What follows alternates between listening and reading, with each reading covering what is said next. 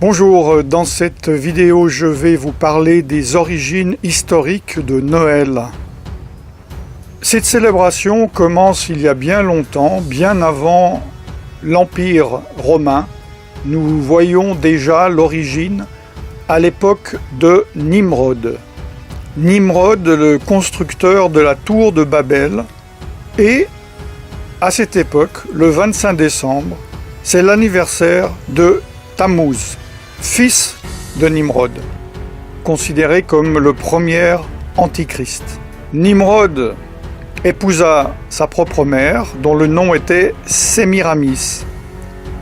Après la mort de Nimrod, Sémiramis affirma qu'un conifère mature avait poussé en une nuit d'une souche d'arbre mort. À chaque anniversaire de sa naissance, elle affirmait que Nimrod visiterait l'arbre à feuilles persistantes et y laisserait des cadeaux. Le 25 décembre était donc cet anniversaire. Nimrod, donc, que l'on peut appeler également le Seigneur de Noël. En Égypte également, c'est la célébration du culte du dieu soleil, Ré ou Ra, et d'Osiris, dieu de la fertilité. En Perse, c'est le culte du dieu soleil Mitra. En Grèce, c'est le culte du dieu soleil Hélios et de Dionysos, également dieu de la fertilité et du vin. À Rome, bien avant la naissance de Jésus-Christ, c'est le culte du Sol Invictus, le soleil invaincu. Dans d'autres cultures païennes, le 25 décembre, qui correspond au solstice d'hiver, célèbre la naissance de dieux païens comme Attis, Bacchus, Dionysos, Hélios, Horus, Mithras, Nimrod, Perséus, Sol Invictus, Tammuz. Et finalement, cette nouvelle idole, ce nouveau dieu récupéré par l'Empire romain, Jésus, qui fut rajouté et assimilé à ces cultes païens. L'Empire romain, culture païenne par excellence, avec sa religion panthéiste, l'adoration de nombreux dieux, célébrait les Saturnales. Que sont les Saturnales ? Voici ce que dit l'encyclopédie Britannica. Dans l'Empire romain, les Saturnales étaient une fête de divertissement et d'échange de cadeaux. Le 25 décembre était également vu comme l'anniversaire du dieu Mitra, le soleil vertueux. À la nouvelle année romaine, les maisons étaient décorées de verdure et de lumière. Ces Saturnales étaient en l'honneur du dieu Saturne. C'est une divinité, une des divinités romaines, et de peur d'être détrôné par l'un de ses enfants, il dévora chacun d'eux à leur naissance. Il préside la période qui précède le solstice d'hiver, celle donc des Saturnales. Pendant le reste de l'année, c'est un Deus Otiosus, un dieu en sommeil, dont la statue est liée par des bandelettes, dont on ne le libère qu'au moment des Saturnales. Il a été assimilé par les anciens au titan grec Chronos, le dieu du temps. Saturne est un impulseur de biens, aspect que l'on retrouve dans les réjouissances et les cadeaux des Saturnales, des fêtes de divertissement et d'échange de cadeaux. Ces Saturnales étaient considérées comme joyeuses, car elles étaient pratiquées dans l'ivrognerie et la débauche. À la nouvelle année romaine, les maisons étaient décorées de verdure et de lumière. La nouvelle religion romaine, fraîchement créée par l'empereur romain Constantin, a mélangé les pratiques et les croyances de la Bible avec celles occultes de son empire, et il a adopté et adapté cette fête païenne. Cela s'appelle le syncrétisme. On m'a demandé des faits. Ce que je viens vous dire sont des faits. Voici d'autres faits. Noël, par exemple, a été illégal aux États-Unis d'Amérique jusqu'au XIXe siècle, étant considéré comme elle est, c'est-à-dire une ancienne fête païenne.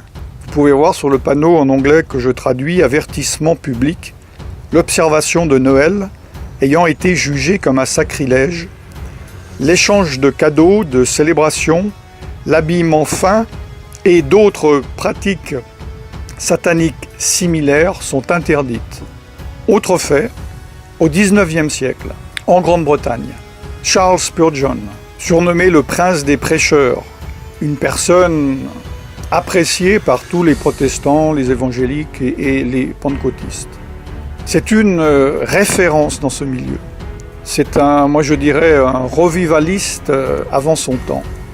Il écrit « Ceux qui suivent la coutume de célébrer Noël ne suivent pas la Bible, mais des cérémonies païennes. » Autre fait, tous les historiens et les érudits de la Bible s'accordent à dire que Jésus n'a pas pu naître en décembre.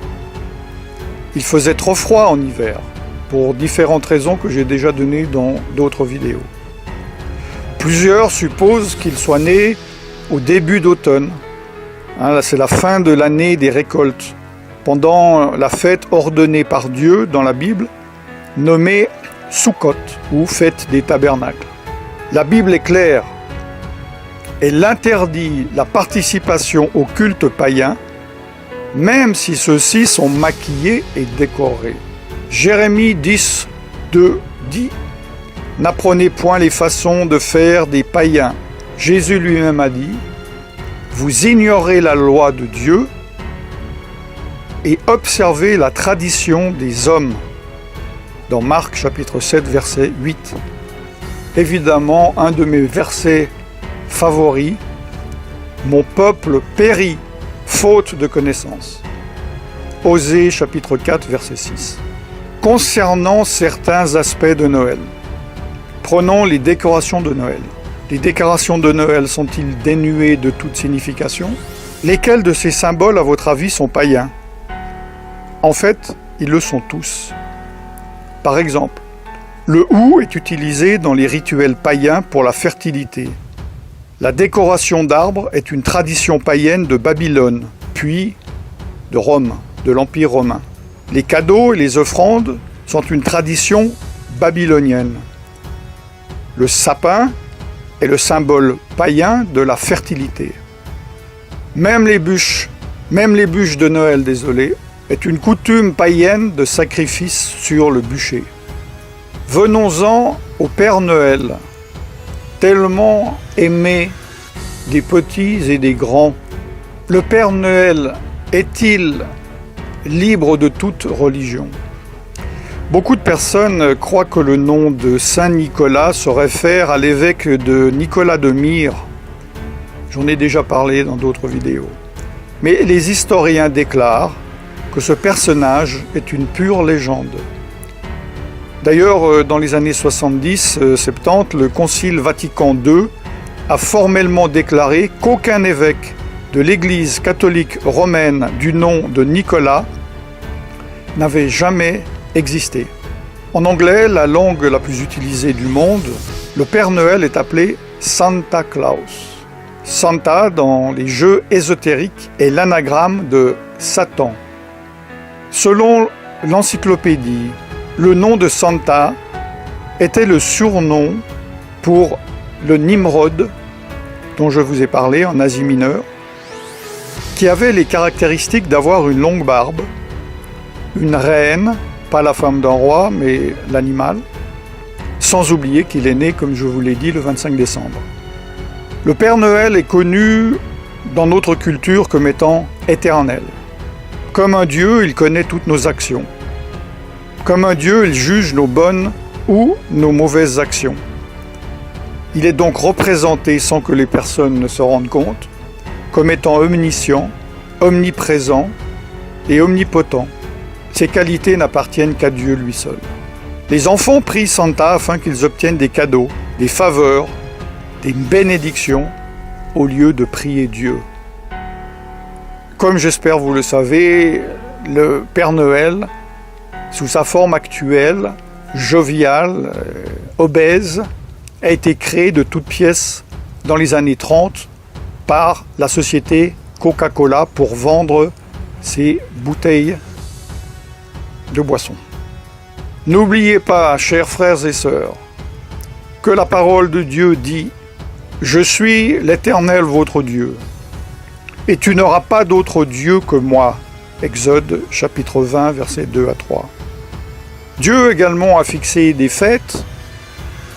En tant que chrétien, vous pouvez très bien dire qu'elles ne sont pas applicables vu que vous êtes sous sous la nouvelle alliance.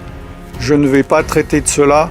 Si vous ne comprenez pas les choses de Noël, vous ne comprenez pas encore ces choses.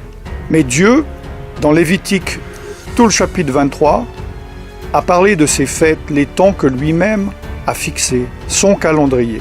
Le calendrier du Dieu dont vous dites être son enfant.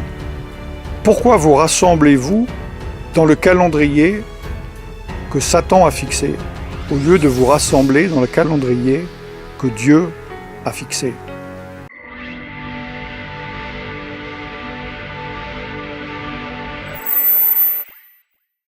Je vous laisse méditer là-dessus.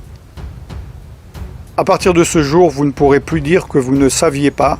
Prenez vos responsabilités, priez et faites votre choix d'obéir à Dieu, de désobéir à Dieu, d'être bouillant, d'être froid ou d'être tiède. N'oubliez pas que Jésus vomira les tièdes de sa bouche.